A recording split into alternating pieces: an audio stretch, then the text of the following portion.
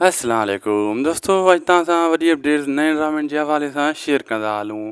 जीअं तव्हां ॾिठो, गुनाह ड्रामो तयारु थी रहियो आहे। गुनाह हिकु बहितरीनु सीरियल ड्रामो आहे ऐं उनजो सीज़न 2 हू शूट थी रहियो आहे। उनजी मां काफ़ी अपडेट्स तव्हां ॾेई चुको आहियां, लेकिन अॼु अपडेट तव्हांखे ॾींदुसि। गुनाह हिकु बहितरीनु ऐं नंढो सीरियल ड्रामो आहे जंहिंमें मजू लाड़ बि आहे, अलाए केतिरा ॿिया बहितरीनु एक्टर आहिनि ऐं थी सघे थो जंहिंजो तव्हां इंतज़ारु करे रहिया आहियो मथां उहे एक्टर बि अॻिते हली शामिलु थियनि। ऐं सुठो ड्रामो, सुठी कहाणी।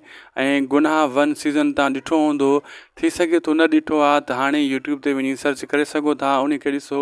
ऐं उन जो ई गुनाह सीज़न 2 हाणे तयारु कयो वञे पियो। सीरियस आहे, हीउ सीरियस ड्रामो आहे सीज़न 2। ऐं इन में एक्टर अञा पूरा अनाउंस न आहिनि थिया। ऐं जीअं जीअं इन जा बक़ाया नाला अनाउंस थींदा वेंदा, तीअं तीअं तव्हां सां शेयर कंदा वेंदासीं। बहितरीनु कहाणी आहे उनजी। ऐं उन में मुंहिंजे ख़्याल में मथां जंहिंजो तव्हां इंतज़ारु करे रहिया आहियो उहे एक्टर अॻिते अची सघनि था। तंहिंजे करे चऊं था तव्हांखे त अपडेट बर वक़्तु ॾिसंदा रहो ऐं कॾहिं बि का अपडेट मिस न कयो, जीअं तव्हां नो टेंशन करे वेही रहो ऐं हर अपडेट तव्हांखे वक़्तु ऐं बर वक़्तु मिलंदी रहे।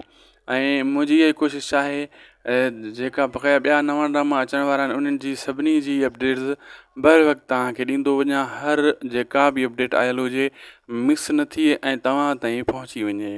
दोस्तो, हीअ जेका एक्टर पिक्चर हली रहिया आहिनि, घणो करे इहे इन्हनि एक्टरनि जो को ड्रामो ख़ासि न आहे आयो तकरार खां पोइ।